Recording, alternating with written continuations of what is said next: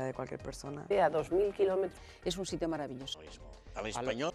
Porque ahora no. 15 años y 500 programas dan para mucho. Echas la vista atrás y dices, ¿pero de dónde han salido estos 500 programas? Un espacio con la entrevista como principal protagonista. Ha pasado por aquí personas que jamás habría pensado que íbamos a poder entrevistarlas, no solamente una, sino 2 veces. 500 personalidades del mundo de la política, Exactamente. el deporte, Donde más horas he metido.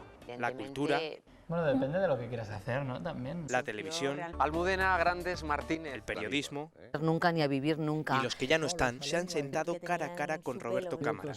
Una de las entrevistas que más me tocó el corazón fue la de la madre de Nagore Lafaje, un Casasola, porque era muy complicado mantener una seriedad sin llegar a emocionarse y sin caer tampoco en el morbo. Distinta puesta en escena, pero siempre con un mismo objetivo, sacar el lado más personal de cada entrevistado. Ha habido alguna más entrañable con algún personaje que, como Olga Biza, yo he querido siempre y he respetado muchísimo en el mundo de la comunicación, porque yo fui su becario.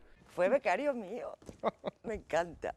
Grandes transformaciones de la pequeña pantalla y de las que el cara a cara también ha sido testigo. Cuando pones todas las cabeceras del programa, todo el grafismo, la rotulación que lleva, te das cuenta de que han pasado 15 años. Y 15 años en el estilo de las corbatas, en el estilo de la ropa, pues también la televisión de hace 15 años la ves ahora y huele un poco a naftalina. Ya van 3 lustros y las ganas de seguir sumando no paran. No hay límite. Y como en cualquier cumpleaños, pedimos un deseo. La entrevista tiene larga vida y esperemos que podamos seguir haciendo muchas entrevistas.